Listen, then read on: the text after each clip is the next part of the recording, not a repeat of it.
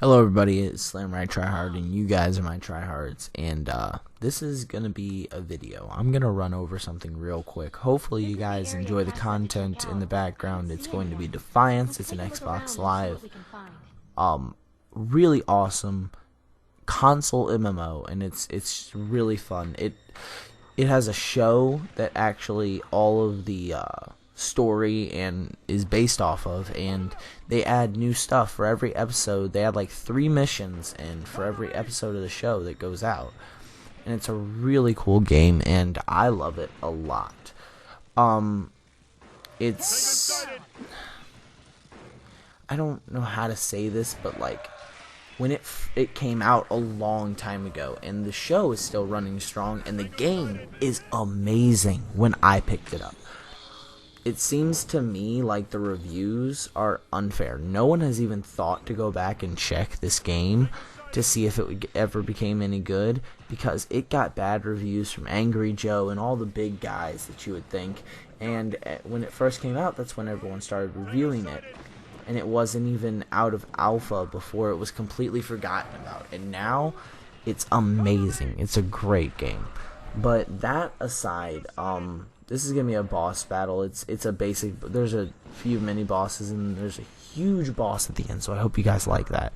But about my YouTube channel, I had a bit of a hijinks, which means basically every month for the past 2 years, I have attempted to come back on YouTube. I have created a schedule for Twitch, for live streaming and recording and video making. I've laid a full schedule out for myself.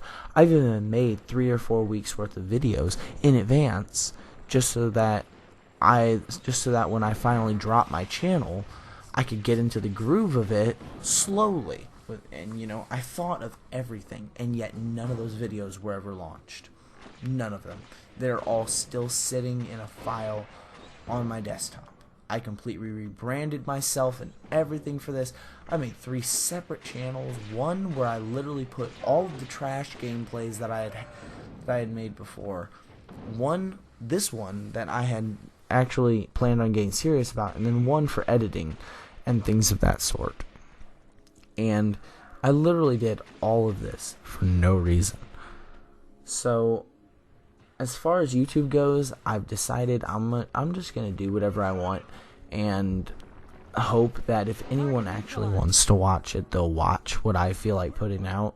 Because you've got to think, in the YouTube game, of course, when you first start, which I know I'm not huge success in the YouTube game, so I mean it's kind of weird that I'm talking about it as if I know so much about it, but at least in this atmosphere, from what I know, there's a lot of commitment, and there's a lot of work that goes into it. So you kind of have to, the base of your channel, the basic idea of your channel has to be something that you want first. You can't think of viewers that you don't even have yet. The viewers that you want, that are going to make YouTube fun for you, are going to be the viewers that come from content that you originally create for your own entertainment, not theirs. So I've decided I'm done with COD, really. I'm going to play basically everything else but it. I'm not really going to have a main game. This is the big boss, and he's already messing me up. I have like no health. But anyway, I'm going to tell a life story today. Basically, since this is going to be my first life story ever, I'm going to have to lay out a few things. A lot of I've been all over the place in my life, and there's not really any definite set of friends that I've had. I live in Missouri, if no one knew that. But other than that, I've been in every part of Missouri. I've been west, I've been north, I've been south, I've been east, I've been everywhere. I've even lived in East St. Louis, on the other side of the river in Illinois. So I grew up in a lot of different environments, and because of that, I have a lot of odd opinions and cool stories to tell you guys. I'm going to start with this story, and if I think of something else, because this is one that just popped off my head that I know really well. If I think of anything else, I'll probably make a video on that too. I'm going to give myself no pressure, and over time I'm hoping that I'll just build up a want to do this, because I already want to do it. I just don't usually feel like putting the effort in, because I usually had a schedule hanging over my head. So I'm hoping that if I don't hang a schedule over my head, regular videos will just kind of naturally show up on the channel. So let's get into the story. To lay out the lay of the land, this is going to be a story from a time when I lived in the suburbs of St. Louis. This was a developing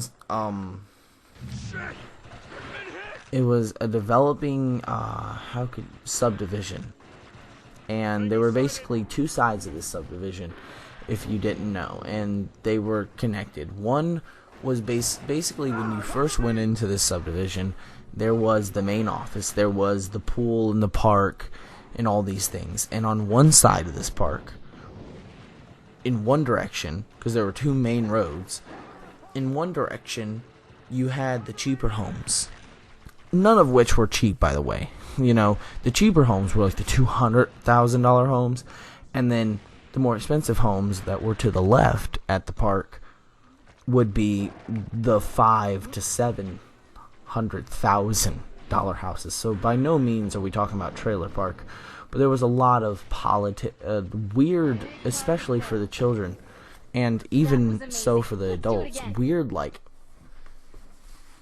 petty suburb politics and stuff like that. So, and it was a developing community, so there was really no established anything, and I don't know, it was a weird environment. But I'll lay out a few people that are going to be in this that you should probably know about. First, there's me, of course, and my brother. We live in a house at the end of a huge hill that goes up and backs right up to I-55. This street goes right over, and then it's maybe a football field. The street that we lived on, the very end of it, because we lived on the hill of it, but at the very end of it, it literally backed up. It literally forked, and to the right, you went over, and you were a football field away from the highway. And if you went left, you went into huge trails that went all in the back underneath the bridges of I-55, all throughout this huge farmland that this farmer pretty much let you do whatever you wanted on it. He didn't care, because he owned all this land, and he farmed part of it, and the rest was just open for anyone to use. He did not care who used it, and it was very well known, and it was even marked by the farmer that a huge portion of this land that belonged to him was open hunting. So, you know, if you went in there, you went in there at your own risk. You know, he and or a hunter that may or may not be there is not liable for the fact that you may or may not get shot, basically. So, keeping in the spirit of that, I have a lot of stories from back there, but that's a time for a different day. Now, right there are also, his farmland is basically like, I'm going to get my states wrong here. Not Wisconsin. Michigan. It's basically like Michigan. His farmland is one of the Great Lakes.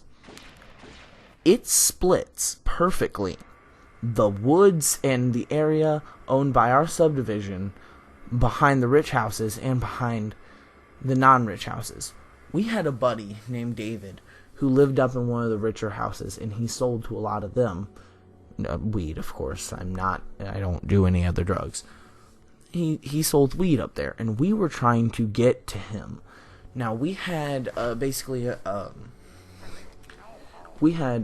guess you could call it an ulterior motive, but the way that we decided to get our mother to let us go away for several hours, because not only did we have to go buy some from him, but once we got high, which was pretty much an indefinite with how many people we had with us, there was no coming back. Like, we had to we couldn't come back for hours, so we needed an excuse. We told our parents that we were going to go hike up a cliff that was on the rich property that you had to go through the farmland.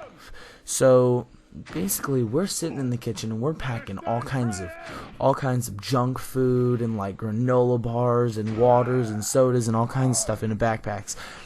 And our our mother pretty much at this point thinks that we're just going for a hike. Like, I told her we're going to go climb this thing, we'll be right back. The craziest thing happens on this, guys. You don't even know. We have, and now let me give you a lay of the land. Our property literally was about half a football field long and, 50 yards. And then it backed right into a huge hill that once you went over that hill, there were maybe 15 to 20 ditches. Not ditches, more like trenches in the thing. And if you went all the way north, they started there and they were like 13 feet deep. They were crazy deep there. And the further you went downhill, the shallower it got, till you could literally just step over. You didn't even, it was literally like nothing. It was like this little crack in the ground. It was nothing. But at some parts, it was like 3 or 4, maybe 5 feet long, or feet wide, and 15-ish feet deep. It was huge at some points. So now that you get and once you got past those, there was a small, very small, as small as you could not believe, hill that you could hide in. Right, and it overlooked this very small little field, I guess, that backed up into a fence. And this fence basically said you're leaving. The whole point to it was a barbed wire fence with a gate on it that could just be opened and closed. And basically, the common courtesy, the expectance was that you closed it once you went through it. And on the place where you crossed through this, there was a sign that simply said, "Hunting ground. Proceed at your own risk." This is where the farmer's property started. Now, the cool thing about his property is that there's this huge, ginormous opening that backs up into the woods where most of the hunters were, that had a stream and several lakes on it. And if you followed the stream up, it pulled off of an amazing cliff that had this beautiful view of the whole thing. And this cliff sat just perfectly on the richer neighborhood's, I guess you could say, territory. So, my little brother, my friend Matt, my friend Mikey, our two friends from up the street, Sammy and Danny, both girls, by the way. It was weird how they were named. Yeah, but Sammy and Danny, my girlfriend Taylor, and then his girlfriend, who was just a friend of mine, she was much younger than me, Bridget, was basically going to go with us. Pretty much because they knew we were smoking. They had no interest in actually hiking up this thing. They were going for the same reason pretty much everyone but me and Matt were going for, just to smoke. They were like, sure, I'll hike up a thing if it means you got some dank shit waiting for me. So, we head out there and we're packing this whole thing. We're all ready to go. 5 minutes into the journey, we figure out that Bridget is wearing Converse that are pretty much in no way she doesn't want to get them dirty, which I don't understand how she thought she was gonna go climb through trenches and not get them dirty. Danny, being much younger than us, she was 8 years old, right? She was tall for her age. She was 5 foot, but still she was 8 years old, and she was trying to climb through these trenches, and she fell. We were at a point. It wasn't a big deal. No, don't get me wrong. It was 5 feet. She dropped maybe 5 feet, but for her, that was a big deal. That was her entire height, and she sprained her ankle. And then, of course, my girlfriend, just being fucking retarded, was trying to walk through the woods in fucking flip-flops. So they all bailed on us. Sammy pretty much, I don't know what the fuck they did. They probably just went back to our house and pissed off my mom, or to tell you the truth, because I pissed Taylor off real bad, because I'm really, you brought fucking flip-flops, we got in a fight. Odds are she probably went back to my room and dug up dirt on me or some shit.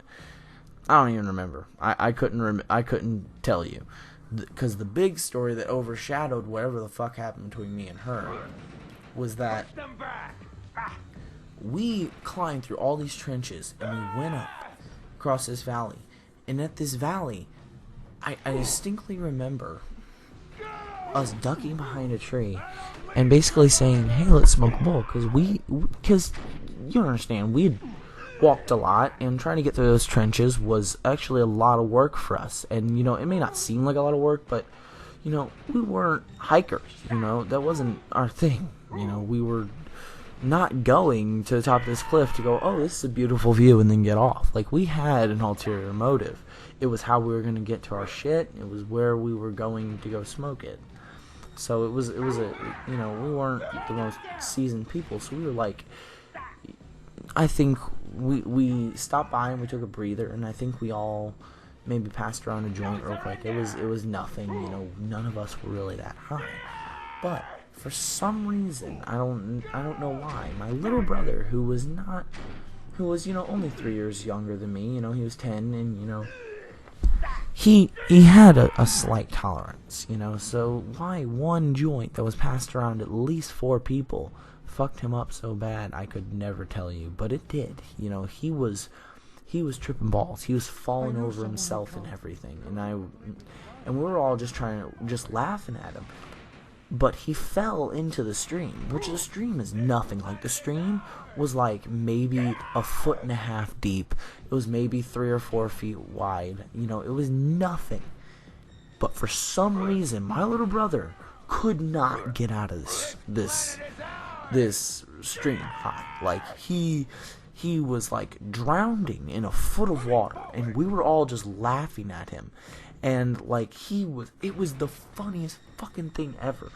And I distinctly remember the thing that finally got him up is that this big fish, which wasn't even really a big fish, like at the time we all thought it was a big fish, but I went back and there was only really a few fish that swim in that stream. It goes down to a pond, and basically there are 2 ponds that are kind of connected to the stream, which comes off of the cliff. One is real mossy, it's not swimmable, and the other one is more like a fishing one, and it's nice and clear. They usually go and they mate and stuff in the more mossy ponds. So all the fish. Like, you see them if you go back there often enough. There's not a ton swimming through all the water back there, and you pretty much know, like, the fish. For some reason, while we were high, we didn't bring this into account. We thought that like a 4-5 foot long fish just like pushed Greg out of the water, when really it was more like it brushed past his leg and like kind of threw him off balance, and he fell onto the shore and finally stopped drowning in 1 foot of water. But for us, we thought this was a huge fish. I went back the next day. It was probably 1.5 foot long. It was one of the bigger fish in the stream, but it was not like in by any means a big fish. And I just thought that was kind of funny. That would add to the story. But after that, it took us way longer than it should have. But like, because we stopped off of that tree and smoked a joint all together, even though like we weren't that high, but we were very hungry for some reason. Something about hiking while under the influence of marijuana just killed us. So we were like downing our food really quickly.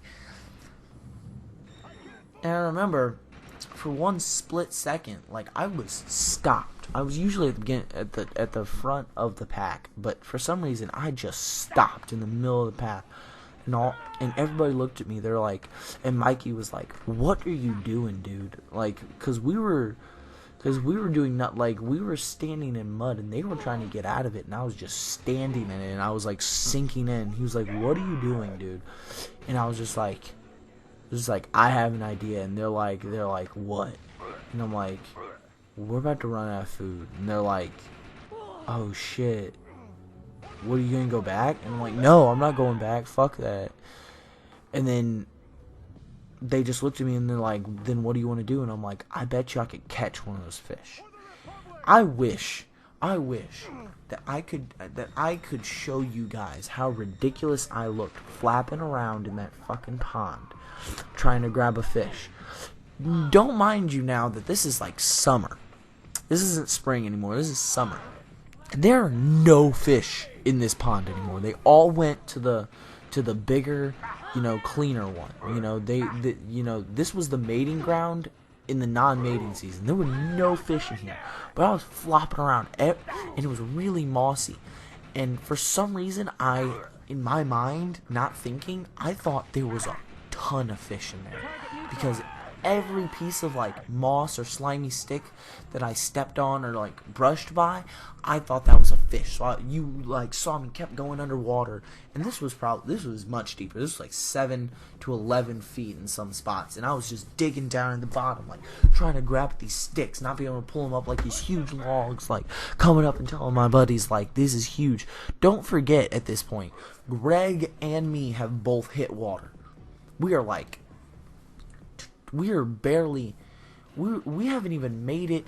We're not even on our way back yet, and we have both hit the water. Like there is no, and we're not in swimming attire. We're not even in shorts. Like me and Greg are in like hiking pants, like silk sweatpants, and we were just we were both drenched by the end of the thing. But eventually, I basically came up with a stick, and I was finally just gave up, and we went up, and from that point, pretty much, once you get past the mossy lake, there's really no other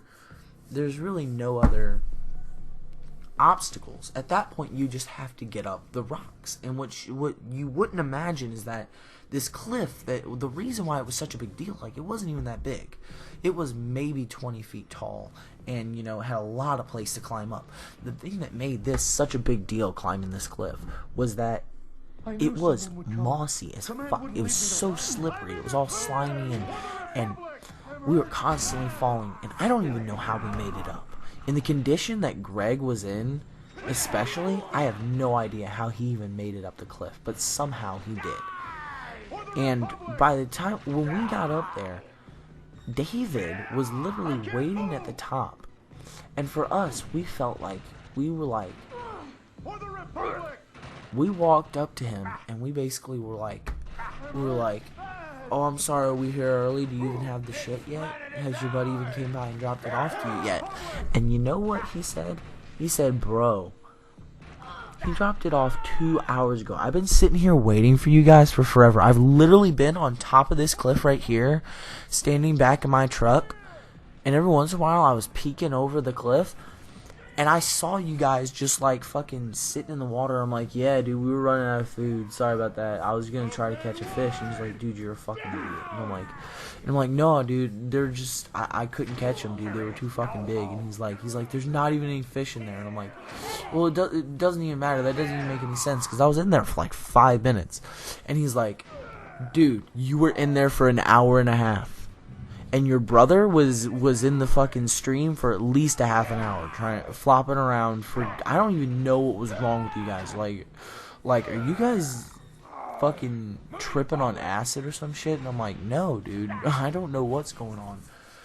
But basically, that all went down fine. He ended up giving us the weed, and he drove off, and we basically just went to a different part of the peak that was higher, that was off the side of the, basically, there was you could walk up this path to the main road, and that's where he was at. He was in a parking space right there, and you could hike around. But then there was this hiking trail all the way up to this taller part of the cliff, and we went up there and sat by a tree, sat on a giant log, and and my buddy had his glass with him. So, or I guess you guys know their names now, so I don't know why I gave you their names, but Matt had his glass on. So we were just smoking bowl after bowl, just chilling up there, and we finally ran out of granola bars. So we were like, you know what, this would be a good time to go home. We were like, you know what, it'll take us long enough to get out there. We won't be that high. We can all just fucking get a bunch of food from the fridge and go up to my room, or go down to my basement and just fucking crash and play some video games or whatever. And that was the plan. That's not what happened at all. I don't know what was wrong with us. We were all really young, and we did this all the time. We just didn't like we called every weed that wasn't straight up stank weed fucking just bullshit, everything that wasn't just straight up bullshit weed, we called it dank as fuck. So when we called my buddy David up and he said he had some dank shit for us, we were not expecting what we got.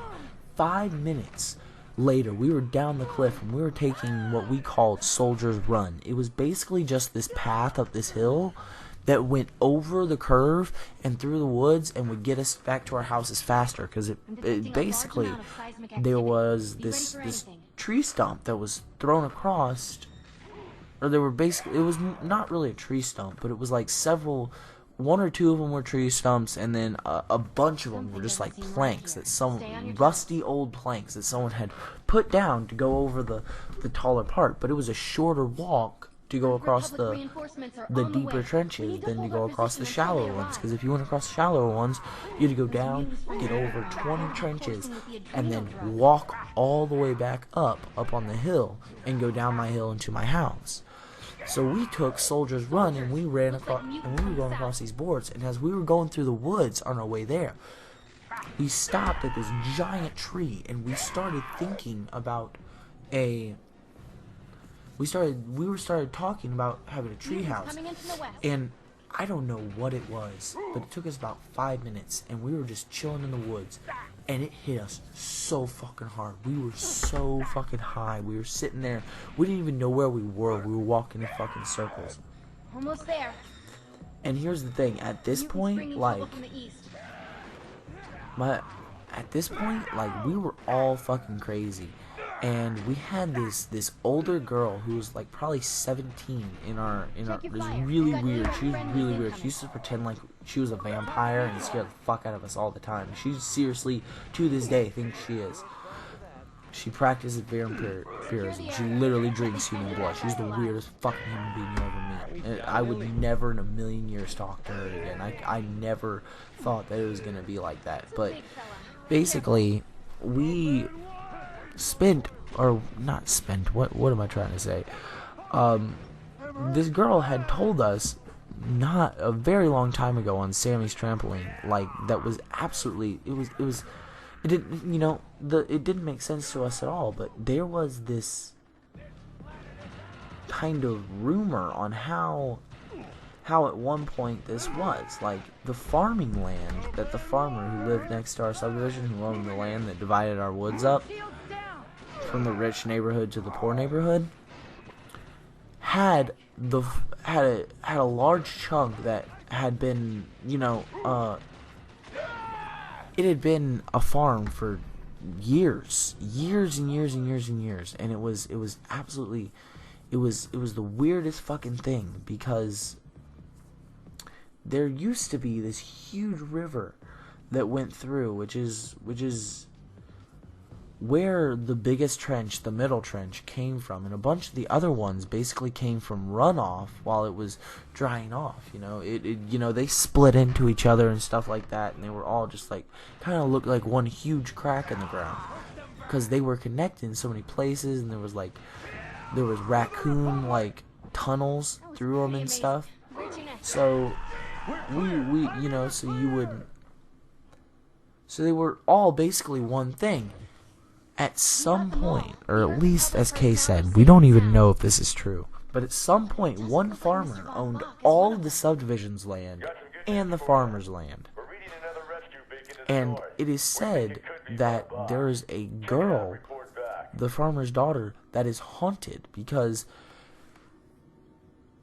I guess I'm going to try to recount this story for you real quick. There was a flood, and basically what happened was, she had been, the farmer had been really abusive to his daughter, and for some reason they had gotten in some kind of domestic dispute, and he had hit her so hard that he had knocked her out. And instead of calling the paramedics or something, he didn't want to get in trouble, so he just set her in her room in the basement. And when the river flooded, he fled, and he didn't think at all about his daughter. So his daughter was just sitting in the basement, knocked out cold. And the water rose up, and she drowned to death in her own basement, because her father had knocked her unconscious, and she couldn't wake up in time to get out. And for some reason, my dick friend Matt decided that this, when we were all paranoid as fuck, would be the best time to tell this fucking story to us again. So we are all panicking. And all of a sudden, guys, I don't know if this actually happened. I don't know if it was just because we were all high as fuck. But we all heard the exact same thing, dude. There was a huge, high-pitched scream. And there was, like, this high-pitched singing that sounded like it was coming from a little girl. And we got scared as fuck. I swear to God, we sprinted out of the woods. And the scariest fucking thing happened. I don't know if it was just simply just because we were high as fuck. But I swear to God, I knew which way we were going. We ran straight. I could see the trenches through the woods in front of me. But when we came through the clearing, for some reason, and we all had this exact same experience, it was scary as fuck. For some reason, when we came through the clearing, all we could see is we had somehow, by running completely straight, came back to the clearing on the other side of the woods than the trenches, and had to go through it 2 or 3 more times before we finally made it out on the right side. And we were all tripping shit. And I guess that's close to the end of my story, because I mean, if I added anything else to it, it would be, there would really be no point, because what happened next is basically we all went back to my house. We made it there pretty safe. And we went in my basement and we fucking just munched out. I think my mom had recently had a birthday or something, or one of us had a birthday, and there was this giant, like there was cake and all kinds of, and there was leftover cupcakes and stuff from bringing it to school, and there's huge platter because we went to a huge school up in the city because our mom worked there, and so we had, so you know how you'd bring in cupcakes for your classmates. Well, when classmates meant to us that was like 40 people. So there was still like a shit ton and my mom had way overbaked to basically she was a Costco woman, and she didn't just bake 40 cupcakes because she bought them in like containers of 100. So there was literally like 50 cupcakes just sitting at our house, just waiting for us as we came back. It was I have to say, like in those woods was the trippiest fucking high I've ever had, but coming home was probably the best munchies I've ever had in my life. We literally took this whole giant platter. Like, imagine like in the medieval movies what it looks like when they bring like a boar out on a platter, right? Imagine that. Now, instead of a boar, imagine it's like that big of a plate that we carried down our fucking stairs of cupcakes and just this whole giant cake that we had made for my mom's birthday, and we just munched out on it.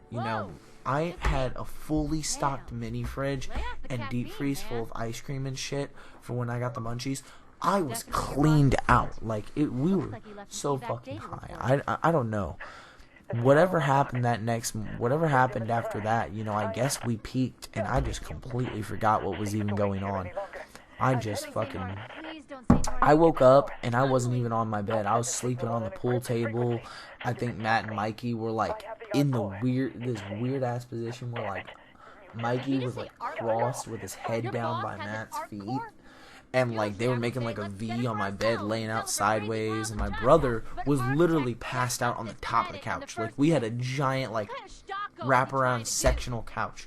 And instead of laying on, like, the circular part or, like, the curved section of the couch, he laid on top of the cushions of it. And that's how we woke up the next morning. It was the craziest fucking... Well, it wasn't the craziest, but it was one of the craziest trips I've ever had in my entire life. And that was pretty much the story of how I got my ass haunted. Now that that is wrapped out, I guess I want to say again, Defiance, it's a great game. I would love it if you guys watched. I don't know what all happened. I know that I think there were like 2 different things that we did here, maybe 3. We did like 3 missions, and we started with a boss battle to one of them. If you guys like this game, come play with me, of course. I mean, you see my name on the video. You can see my name by my health bar and everything.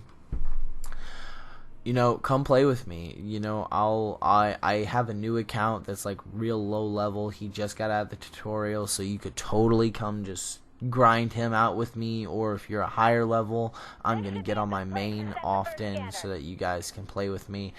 I really suggest that you check this game out. You will probably love it no matter what. It's so much better. Don't go looking on YouTube for it though, because even though I know that there are just people out there who, the game is better for them if they go look at it on YouTube and see some other people and get hype about some cool gear and shit they want to grind for. Not on this game.